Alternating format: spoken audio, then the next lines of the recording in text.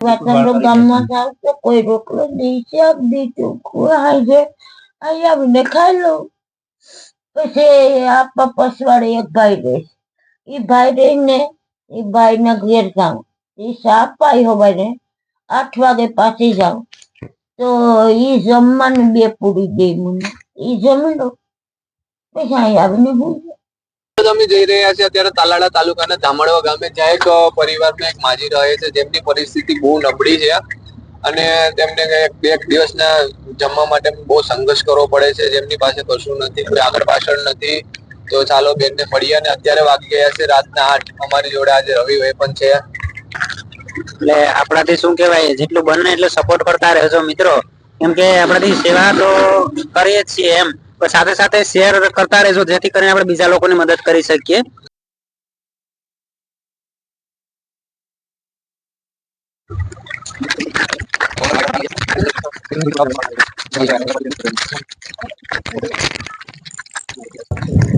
શું કરો છો બા? એ મળી આવો. કોણ છે બટા? અમે સૂત્રાપાડાથી આવીએ. એ અમ્મા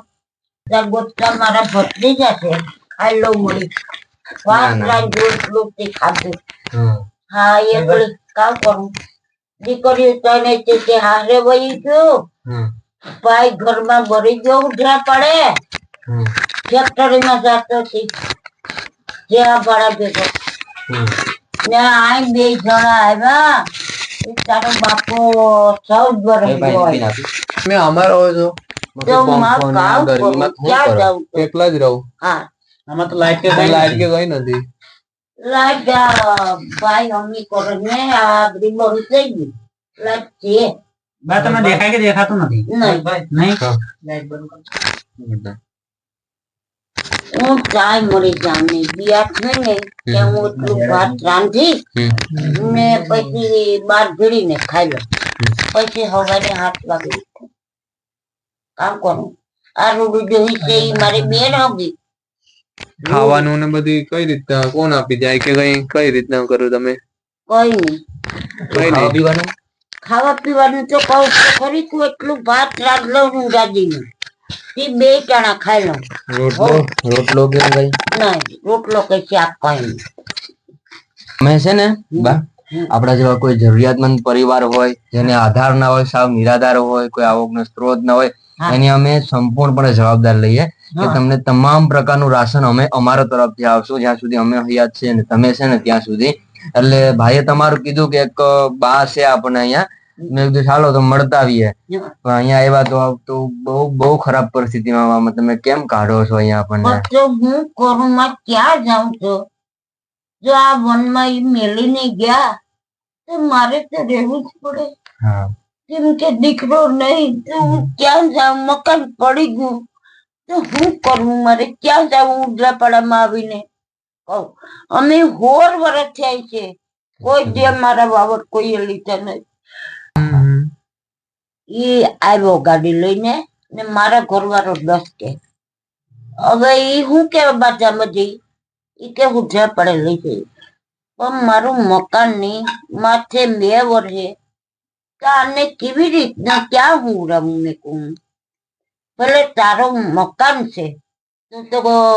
બાર ઠાહી ઘરમાં ઘરી જા ને બાગલ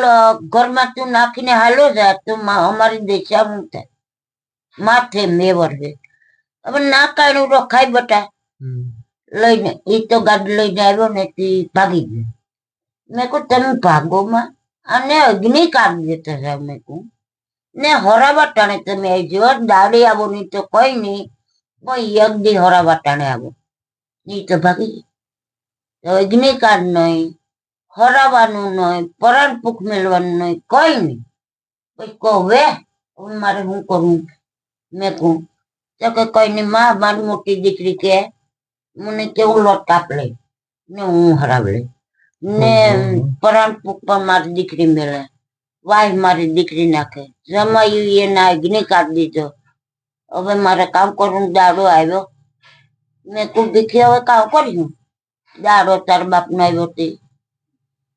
તો કે કઈ નહીં માં, હું લોટ કપી ને બેસી હું બરાબર તારું લોહી છે ને મને કે એમાં હું વાંધો? કઈ વાંધો નહીં. હવે એ તો રૂંઢો થયો ને એક દીદાડાડો હતો ત્યાં બોરાય થી આવ્યો છોકરો વાજો તો બેઠી તા કે માં કાવ કરો કો બેઠી ઈ કે મેં કુ મળી તમે કોણ છે દેખું તો નહીં તો કે હું બોરાય થયા હું બાપા પોલાભાઈ નો દીકરો તો કે હા મારે હરાવું અરે બટા હરાય મેં કુ હરાય મળી એ છોકરે હરાવ્યું પાછો ગવત્રે નો કર્યો દીવો વાયો ને ઈ છોકરો પછી તંડાળી ગયો બોલો કઈ વાંધો નહીં બીજા હવે તો ઠીક છે હવે તમે જમવાનું હાથે બનાવી શકો કે ન બનાવી શકો કાં તો ખરેખર એટલું ભાત ઊંધાનું બનાવું એમાં જરીક તેલ નાખી ને હું ખાઈ લઉં અટાણે આપડી ખાઈને બેઠી ને બીજું વધે ને એ સવારે ખાઈ લઉં હું રોટલા કઈ શાક નથી કરતી ને જો આ માછવાળા છે ને બર્તન નાખી જાય આપા 2 જણા કોકરે એ બિચારા કઈ જણસાણું નાખી જાય એ બધી કરી જાય ને જો આમાં ને આમાં હું દુખતી ને પડી છું ટૂંકમાં તમારે રોટલા રોટલી બનાવવા માટે નથી કે બનાવતા નથી હું દેખતી નહીં તો કામ બને અમે તમારા માટે અત્યારે તો બધું લઈ આવ્યા છે દરેક વસ્તુ બધી લોટ પાણી મસાલો સવારે તો દેખાય કે તમને સવારે લાકડી ટેકે ટેકે આમ હાલી જાઉં તમને ચોમાસામાં કાગળિયા જોવા તો કાગળિયા હું દેખાડું છે ને આ કોઈ ખેતર ના નહીં બા આપણને કઈ નથી લેવા દેવા અમને તમારી પરિસ્થિતિ તમે જે જમવા માટે બહુ ઓલું કરો ને એ અમારે જોવાનું હોય કે તમને પેટ ભરીને ખાઈ શકો ને એ જોવાનું છે મારે કોઈ કાગળ અમારે જોવા નથી કારણ કે કાગળ અમારે કઈ લેવા દેવા નથી તમારી પરિસ્થિતિ આમાં તમે ધન્યવાદ છે તમે આવી પરિસ્થિતિ અંદર કાઢો કારણ કે એક તો ગરમી એમાં કઈ કોઈ પણ આગળ પાસે કઈ શેર નહીં કઈ વસ્તુ નથી અને આવી પરિસ્થિતિ છે ને મારી શેટ્યું હારે છે ચોમાસામાં કેવી રીતના રહું પાણી બાણી શું છે એમાં પાણી પડતું નથી પણ બા તમે અમારે રહો છો તો જેલ જેવું થઈ ગયું બા પણ હું કરું નથી લાઇટ ની વ્યવસ્થા નથી કઈ સરખું બેસવાની વ્યવસ્થા કોઈ કામ કરું બટા ત્યાં જાઉં આ તો તમારું ખેતર છે ને ત્યાં કઈક બનાવીને નહીં હવે કિનાટું બનાવું હા નહીં એ બરાબર છે હવે કિનાટું કિનાટું બનાવું 5 વર્ષ કે 2 વર્ષ કાઢ્યા કે નહીં કાઢું એવડી બધી ડેરી કરી લાદી પાથરી ને ભાઈ ને ઘરમાં બેહાડ્યો ફેક્ટરીમાં જઈ આ ભાણા ભેગો થાય દીકરો હા કેટલા વર્ષનો હતો 20 વર્ષ નો હતો ને પાછા 20 ને 3 વર્ષ થયા મેરે 20 ને 3 વર્ષ બેહાડ્યો ઘરમાં બેહાડ્યો મારા બાપા વખતે એને કેટલા વર્ષ ત્યાં એને તો 1 વર્ષ ને 6 મહિના થયા એને એકલા જ રહો કે આમાં હા હા એક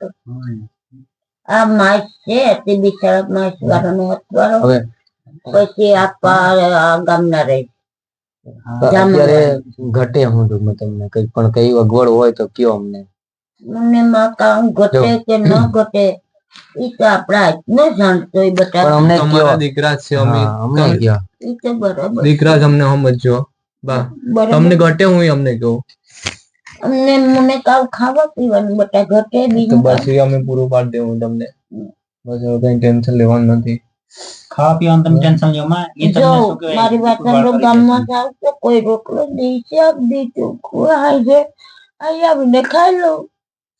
પછી આપા પસવાડે એક ભાઈ રહે એ ભાઈ રહીને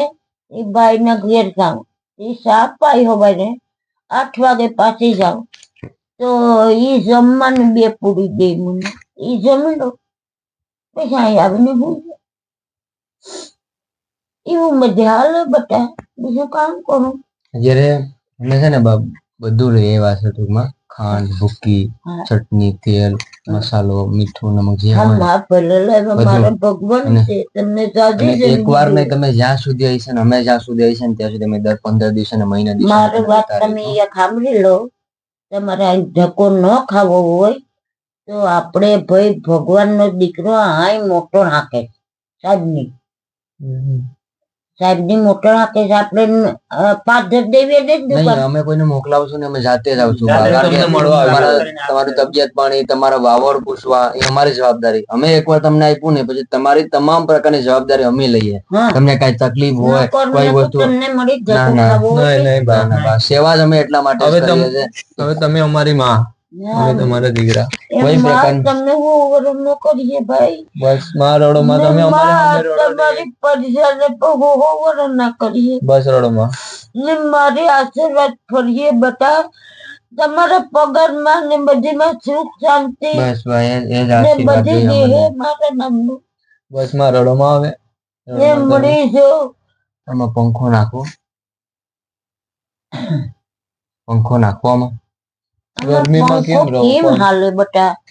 પંખો ન હાલે આમાં કા બોર નથી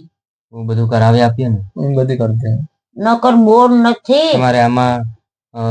ધ્રાબો નીચે છે ને થોડુંક એવું ધ્રાબો અને તમારું આમાં લાઇટ નું અમે કરાવી આપશું લાઈટ તો ડાયરેક્ટ છે અહીંથી હા આવે એ આપણે માઇકમાંથી આવે હા અહીંયાથી લઈ લેવું તમે કેટલા વર્ષથી રહો છો 14-15 વર્ષ થયા અહીંયા હા આ ઘરમાં આ ઘરમાં 14-15 વર્ષ માઇસ નું છે ને આ? અમાસ દોડ્યું માઇક તમે પેટ ભરીને ખાઓ ને જે અમને આશીર્વાદ દેવો ને એ અમારા માટે બહુ બહુ એટલે બહુ દુનિયાના તમને આશીર્વાદ છે હો તમે હો બરાબર એટલા સમયથી રોટલો ને શાક નથી ખાધું મેં